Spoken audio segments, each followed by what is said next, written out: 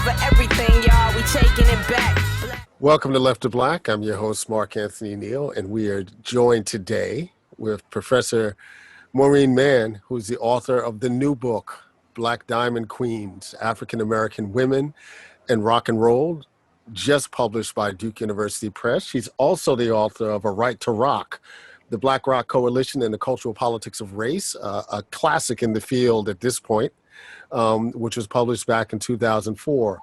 Of her new book, Black Diamond Queens, Daphne Brooks writes, the book that's poised to set rock history free. Maureen Mann's Black Diamond Queen sets the record straight by offering a meticulously detailed study of the ways in which Black women musicians and entertainers played pivotal roles in the birth of the genre and fearlessly revolutionized the form. How are you doing today, Professor Mann? I'm doing very well. Good to see you. Good to see you. Neal. Thanks for joining us. I was trying to think of a description of what your work does. And of course, you're trained as an anthropologist, and it's always struck me that you do work that goes to places where people don't expect to actually find Black people. So if it's you a mission. Right. So if you think about, the wonderful work that you did with A Right to Rock, but also now this reclamation project of Black women in rock and roll, who have largely been erased and forgotten and obscured, this is righteous work on your part. Thank you. Talk a little bit about how you got to really think about wanting to do a book of this kind. Well, I think it grew out of the first book because I was working with African American rock musicians, and that was an ethnographic project. So I was immersed in the African American rock community that was in New York City in the 1990s. And I also spent some time in Los Angeles with Black rockers out there. So one of the conversations I would find myself having with people was about the African American forebears, the people who came first in rock and roll. So, Little Richard or Chuck Berry and Bo Diddley. And when I spoke with women, a lot of them were talking about the African American women and sort of expressing a desire to know more and having a feeling like, I know there must have been Black women. I've heard of Ruth Brown. I know about Etta James. Who were these women? And so that got me curious. And one of the premises of the Black Rock Coalition was that the first people to play rock and roll were African American. Right. And so it just, raised a question for me, among those first people, who were the women?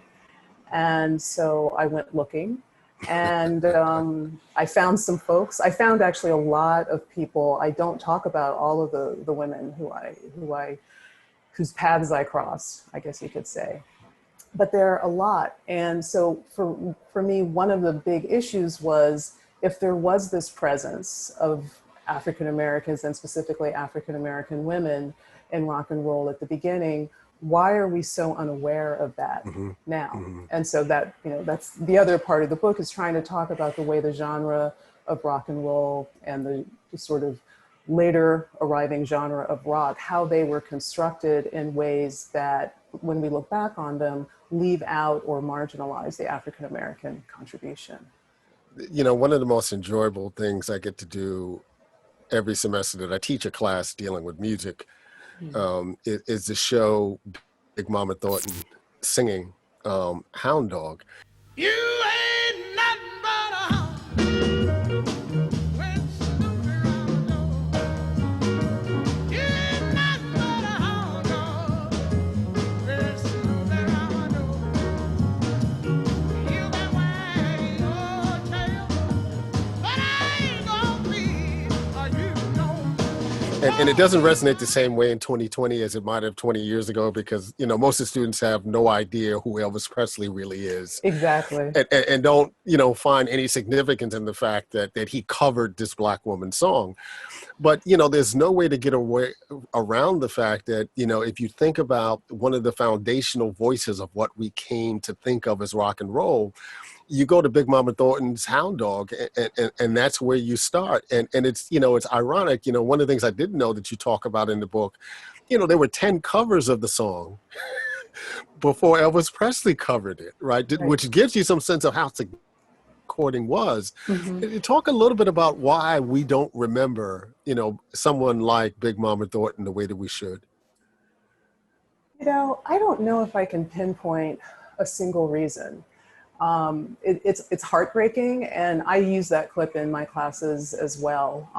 That was from a recording. It's something that you all, if you Google Big Mama Thornton Hound Dog, you can find it pretty easily on YouTube.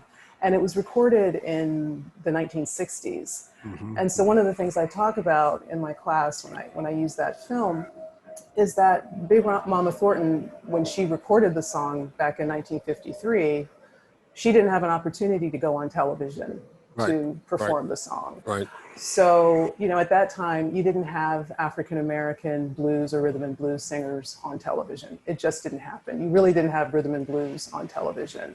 And just a few years later, you have Elvis Presley going crazy with Hound Dog in 1956. So I think one of the things has to do with how Big Mama Thornton's music circulated. It circulated in the rhythm and blues circuit. It was perceived as music for Black people, and so that was a limited market. She didn't get airplay on the radio on stations that were projecting to white audiences. So one of the things that she was just in a more marginal market. But the other thing is getting overshadowed by Elvis Presley. And part of the myth of Elvis Presley was that he was the king of rock and roll. And so if you're the king, you don't have anyone coming before you to teach you, what you did. Now he would, in his early days, he would talk about how he was indebted to Black blues performers and, Arthur Big Boy Crudup or, whoever else he had been listening to. But that part of the narrative went away. And so I think, a large part of it is she was a Black woman. And Black women are disposable, even as Black women are so instrumental in so many fields. But her labor, her musical labor, her creativity haven't been acknowledged. And I think one of the things I like about showing the clip is that students get it. They hear her performance and they just understand her power. Right. I don't have to explain anything, and she tells you through her performance how significant her voice is. So she speaks for herself.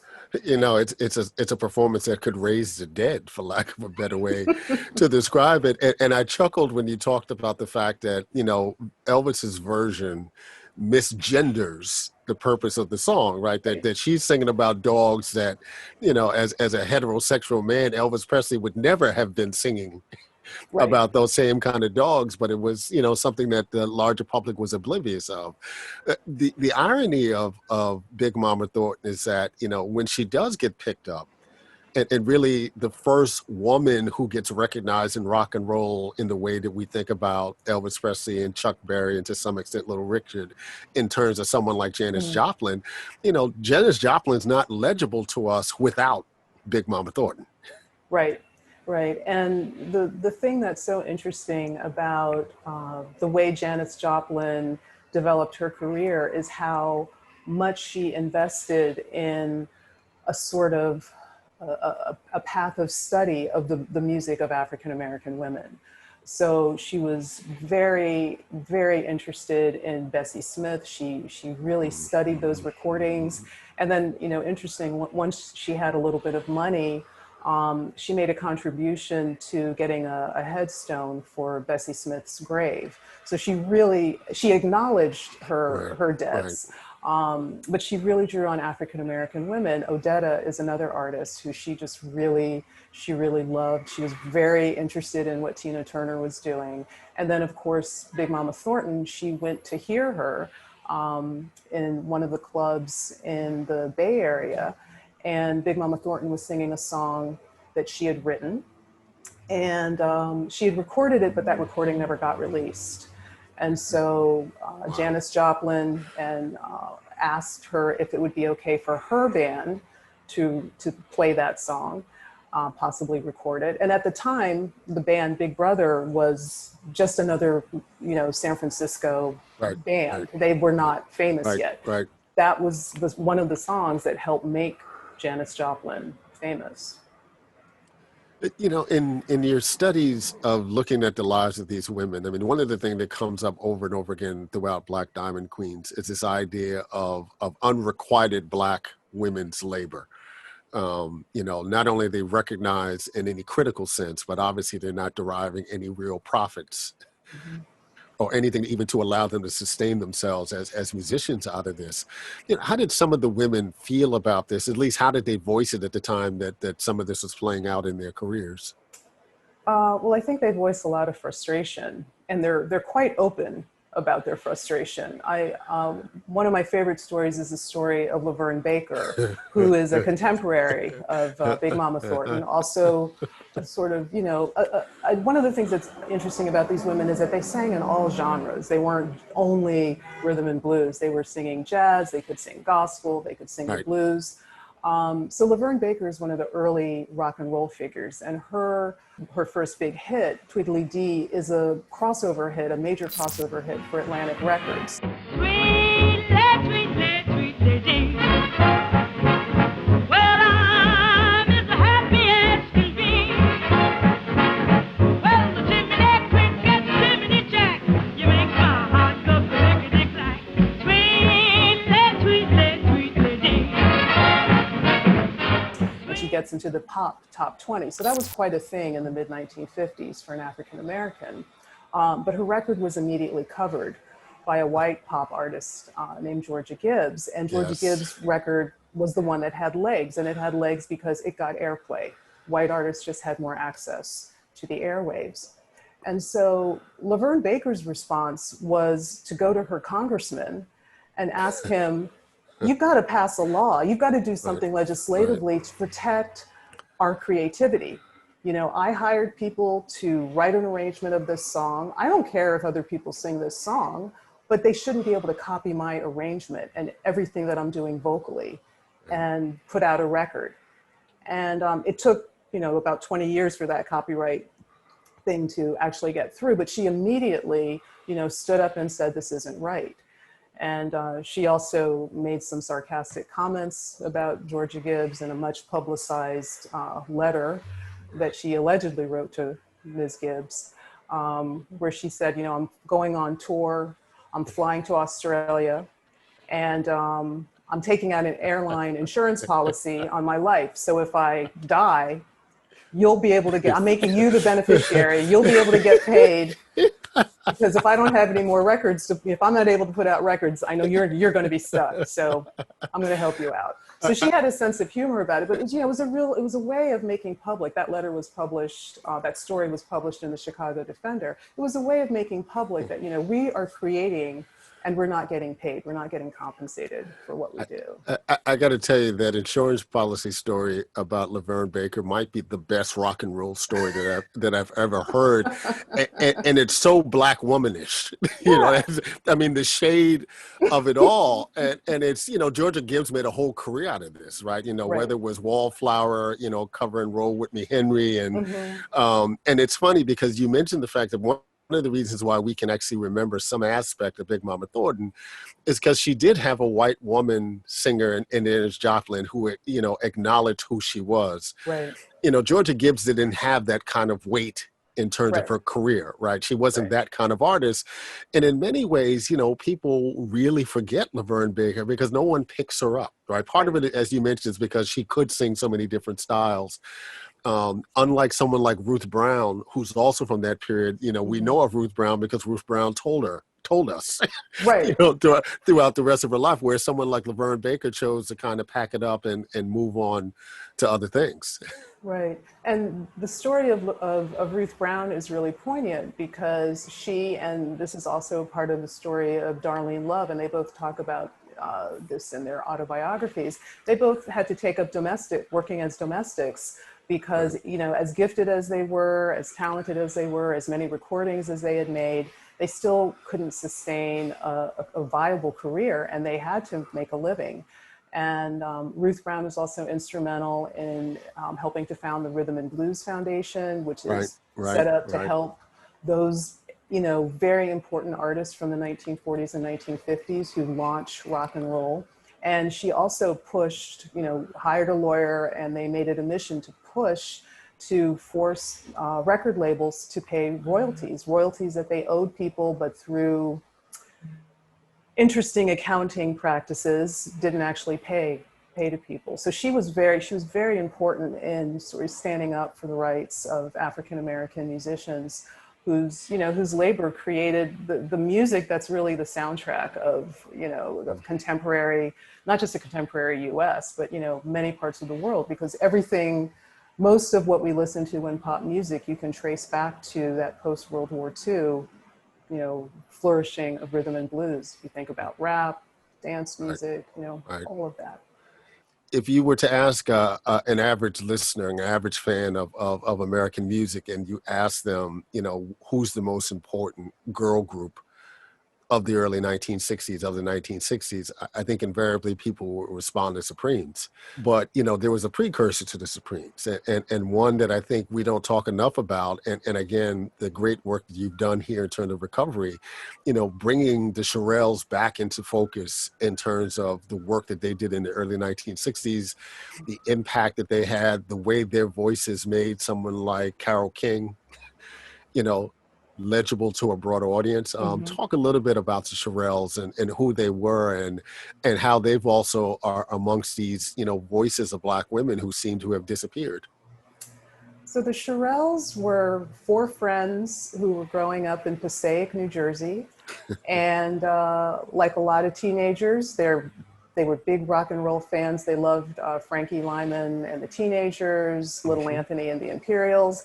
And so they were imitating that style of singing. So it was an example of girls doing, what boys were doing. They were, singing doo-wop.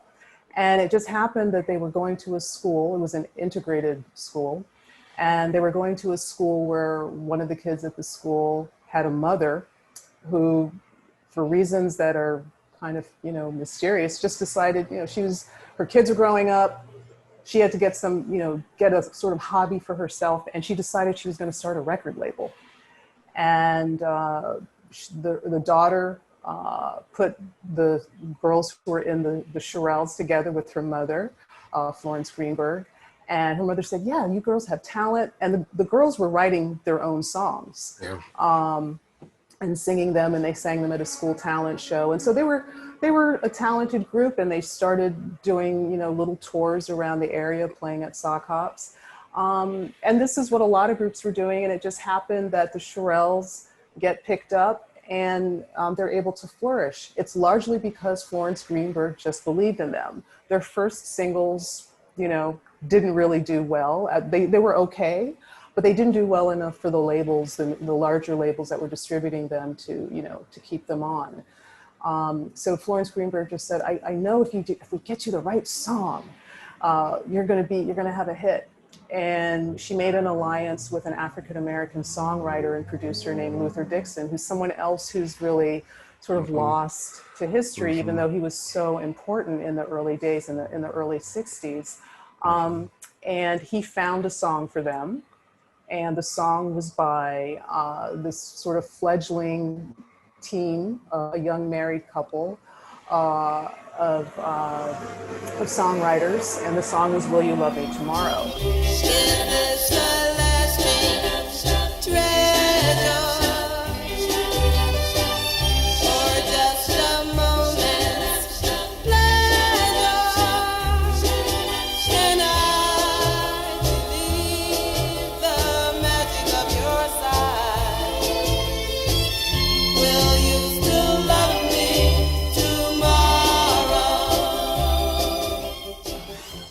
I think, and I talk about in the book, I think the significant thing that Luther Dixon did is he, instead of letting the Shirelle, who had the sort of great kind of gospel voice, the kind of what we might call now a soulful voice, take the lead, he had Shirley Reeves, who had a more, you could call it a more plain voice, a more pop voice, sing the song, a more just sort of typical teenage voice. And something about that. A Diana Ross voice. And it's a voice that we hear again. And it's not saying they can't sing. It's not that at all. It's just a particular style. in the early 1960s, the style that we associate with gospel was just so different from what white audiences were accustomed to hearing. It was a little bit too much. Too And so black, yeah. it was a little too, it was a little too black, maybe a little bit left of black, I'm not sure.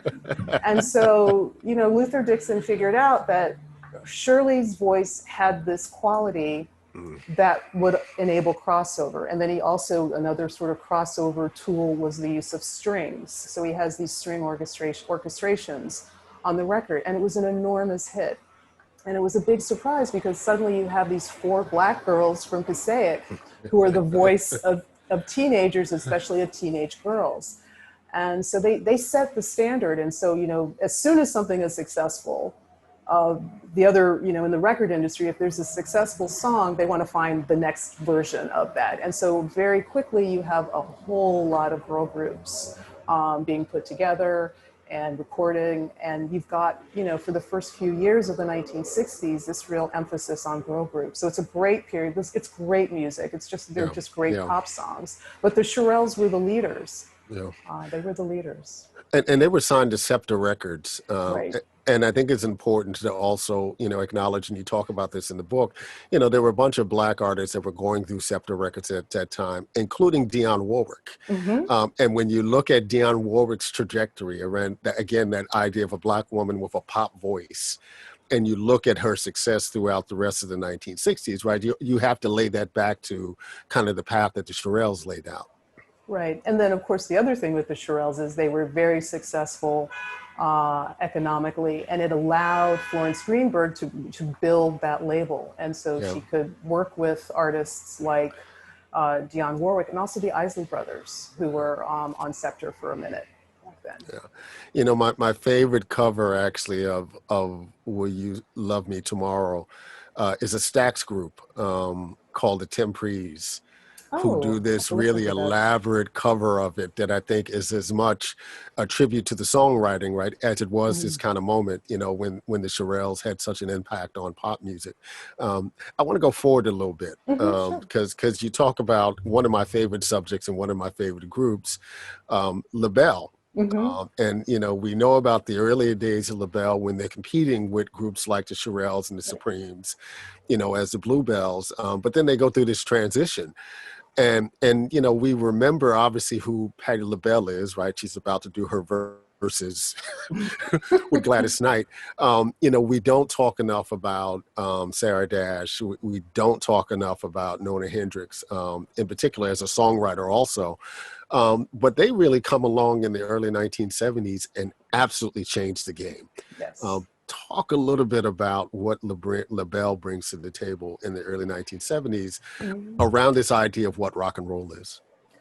Yeah, well, I think something really important about LaBelle's trajectory is they get out of the 60s, or they're getting to the end of the 60s, and they realize they are out of fashion. The girl group sound is over, and if they want to survive, they need to adjust. And so they enlist the help of Vicki Wickham, who is a white English woman. And they knew each other from the days of LaBelle touring and performing in London. They performed on British television on the show that Ready, Steady, Go, the show that Vicki Wickham was working on. And so I think it's really important that they got connected to someone who was very much a part of the rock scene. Vicki Wickham was working in rock television. She was also connected to the independent label Track Records, which was the label that The Who and Jimi Hendrix recorded for. And she was English, so she wasn't bound by the rules of race that operate in the United States. So her idea was, you are these great singers, you all have this stage presence, you have this amazing show that you do, let's put it into the context of 70s rock, which in England at the time was glam rock. And so she decides to turn them into, as one way she puts it, is as a female Rolling Stones, but also with, eventually, it doesn't happen right away, but eventually with this theatrical staging and costuming that link them to glam. So she didn't see the boundaries that most American producers would have seen. Most American producers would have seen a group of Black women and said, okay, you sing R&B or you can sing soul. Those are your options. Vicki Wickham saw and heard great voices and said, let's do rock and roll. And that made sense because at the time, rock and roll had developed, and by this point, people are calling it rock, it had developed into the big money maker. Right. So if you Right. wanted to be successful, you want to be successful in the most sort of high profile, the most lucrative place. And so they put their eyes on rock. They toured with The Who, they played concerts with rock bands, but they didn't leave behind their links to African American music. So they're a very interesting group because they just sort of insisted on wanting to play the music that sounded good to them. They didn't want to be bound by genre. That was a challenge for the US market. You know, it's interesting because, you know, when you think about Black radio in this period, there's almost a way in which Black radio doesn't recognize LaBelle until Lady Marmalade, Right. you know, and that kind of Alan Toussaint moment. But, you know, the irony of it is that the albums that came before that album is some of the most sophisticated and important work that LaBelle did that many Black audiences never got a chance to listen to. Yeah, well, it's interesting because LaBelle did have a Black audience, but it was a Black queer audience. And Right. so it's an audience that it's another, form of under-acknowledgement. And so they were very popular. If you went to a LaBelle show, you were going to just see a preponderance of both men and women, queer men and women. And there's something about the energy of LaBelle on stage that it speaks to, it expresses a kind of freedom. And I think that was really meaningful. I think it really resonated with queer communities in the early 70s, where you're having this, the beginnings of gay rights, gay and lesbian rights. So LaBelle is really very much in step with that. But that also makes them seem like a little bit outside. They're a little bit strange themselves, so they're a little bit queer themselves. And that coupled with their sound made them difficult for Black radio to pick up. Yeah, and solo Patti LaBelle goes in an absolutely different direction, right, than what the LaBelle sound was. Right. Maureen, I remember when I was in residency at Penn, and this had to be the fall of 2008. And you came down, you gave a presentation in Guy Ramsey's class. Right, right. And you were talking a little bit about what this book, eventually became. And if I would have had to put my finger on it in 2008, I would have been waiting for Maureen Mann's book on Betty Davis. But of course, it became a much larger project in that regard. But of course, you do talk about Betty Davis, and she's, in some ways, the holy grail. Yeah. In this conversation about Black women and rock music. Tell us a little bit about Betty Davis and why, even now in 2020, she remains so significant to this story. So Betty Davis started out as a songwriter. She really didn't think of herself as a singer at the very beginning. But eventually she gets encouragement to perform the songs that she's writing. And what she's hearing, what she's interested in, comes more from the blues tradition than from the gospel or soul tradition. So she's in the late 1960s and the early 1970s, she's moving in a different direction. The sort of mainstream of African American music at that time is more oriented toward soul. She was friends with Jimi Hendrix. She was married to Miles Davis, and she's a big fan of Sly Stone. And so those are the sort of musical inspirations for her. It wasn't so much, with Sly, you certainly have a lot of soul, and she really loved, the funk that he brought. But she wasn't trying to be a soul singer. And she's doing this at a time when there's an expectation of a certain type of vocal quality for African American women. And that's not what she was putting out. She was much more experimental with her vocals, coming out of a kind of blues tradition, but also I think a sort of, anticipating what some people started doing with punk vocals. So she's really, using her voice as something, she called it as a projector.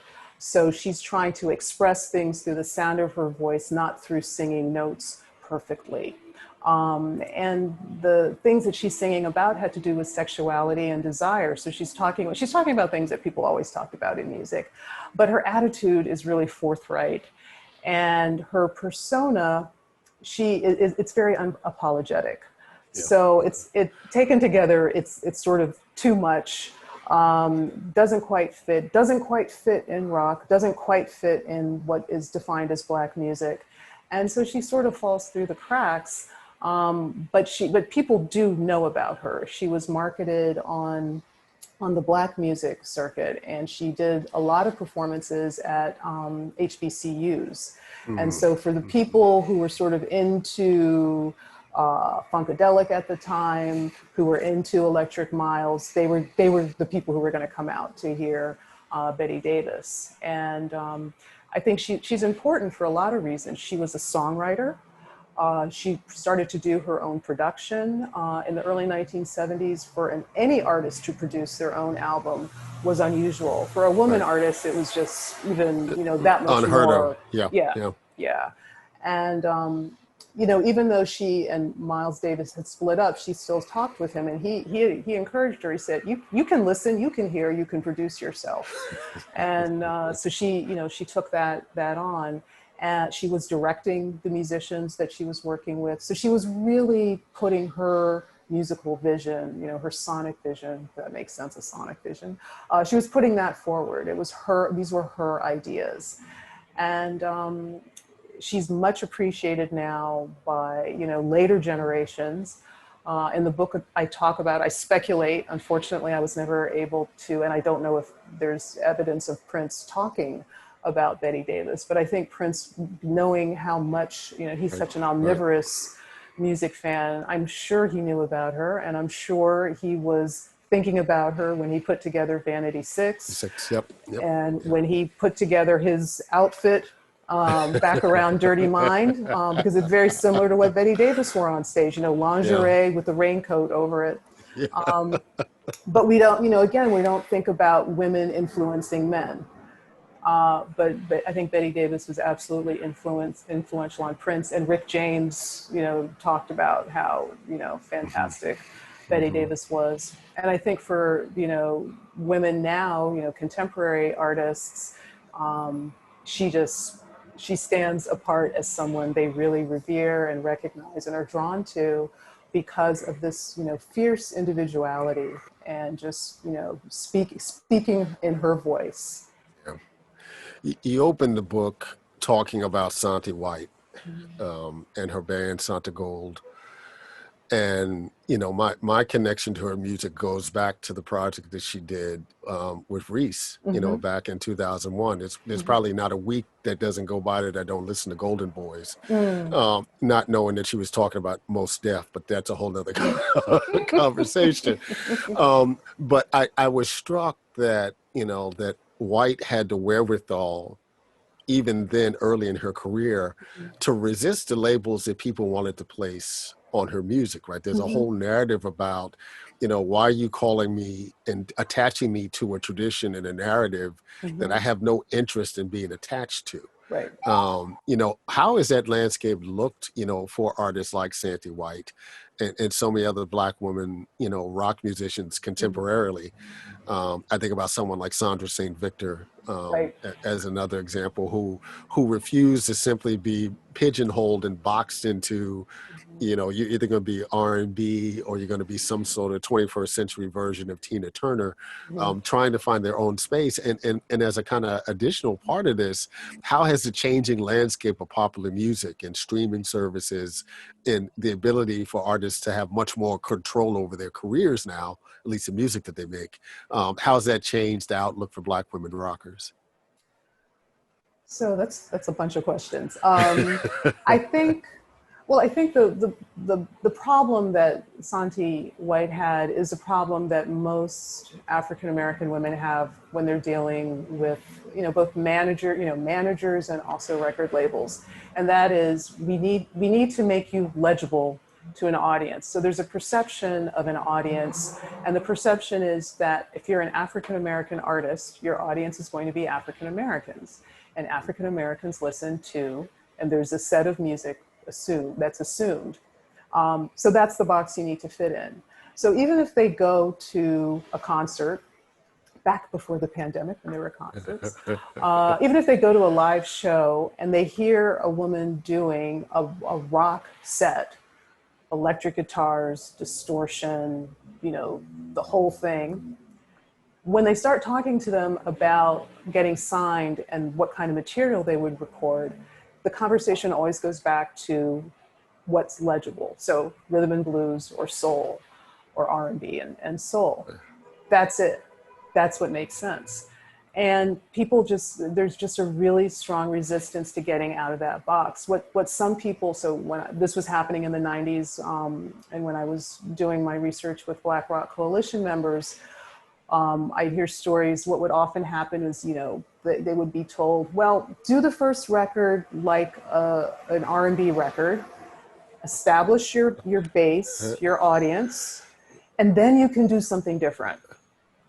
So, you know, that's and that's not just women, that's men and women. And if you look back on Prince's first album, it's very much, his first couple of albums, very much in a traditional R&B albums, right, to be able to make sense to the audience. And then he veers off into controversy and Dirty Mind and, you know, a much more rock, you know, at that time people were calling it new wave, but it was not perceived as mainstream Black music. Right.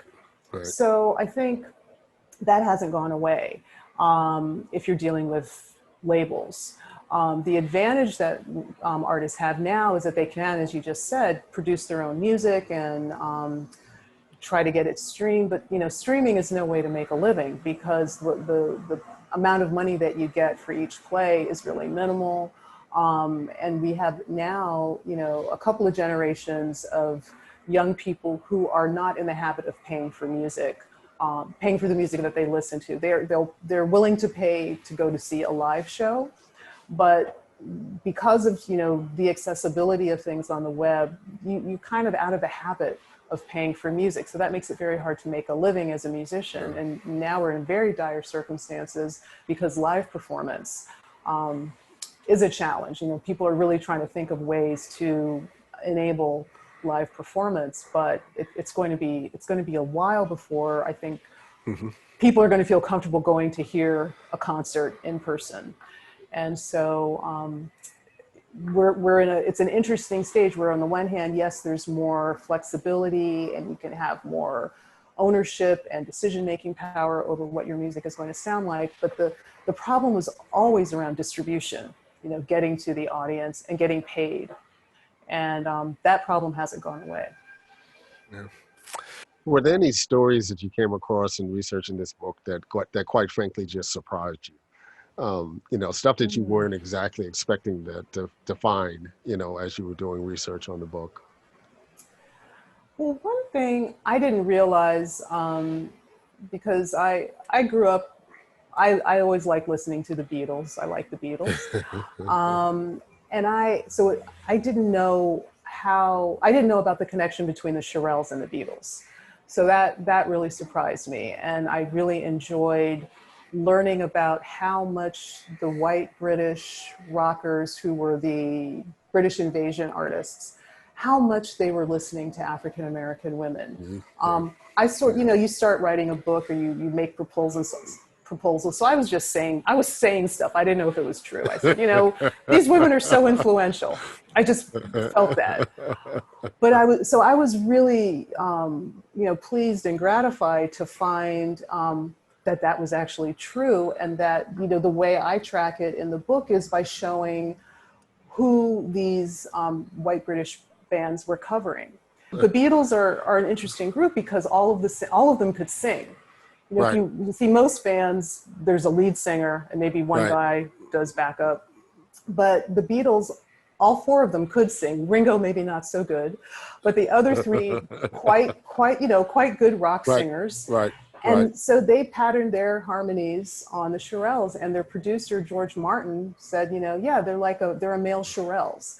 You know, they're likening, Wow. they're explaining the Beatles by likening them to the To the Shirelles. Shirelles. And then the other example that I use with the Shirelles is the Rolling Stones, who would not be as naturally associated with, you know, with the Beatles. You can kind of see, yeah, the Beatles, they're like a boy group, they're like a boy band. But the Rolling Stones also were listening to the Shirelles, and one of their very first successful for Mick Jagger and Keith Richards as a songwriting team, one of their very first successful songs and their first song to chart was a song that they're sort of answering a Shirelles song. And so if you listen to the two songs side by side, you can hear them sort of modeling their sound on the Shirelles. And this is significant because the Rolling Stones really were like a blues band. Right. That was their sound, that was their attitude. They just wanted to play, you know, Muddy Waters songs. Right. So they didn't know how to do pop. Right. And the Shirelles helped them understand how to model themselves as a pop band, as a more accessible, you know, a band with a more accessible sound to a broader audience. And they start, you know, Richards and Jagger start writing their songs in that vein, and they go in a different direction. They don't sound like Shirelles songs, but that's what they needed to. They needed to model themselves after someone to get started. And so, you know, they're modeling themselves on Lennon and McCartney, but also they're following the Shirelles. Yeah, that's a great story. We've been joined today by Professor Maureen Mann. The new book, Black Diamond Queens, African-American Women and Rock and Roll, just published by Duke University Press. It's always a pleasure to talk with you, Maureen. It's great to see you, Mark. Thank you so much for inviting me on. You're welcome. Take care. Black lights and Bruce burn when I record for Watts. And every black like Troy Davis who never had a fair shot. All black, everything black, culture over everything.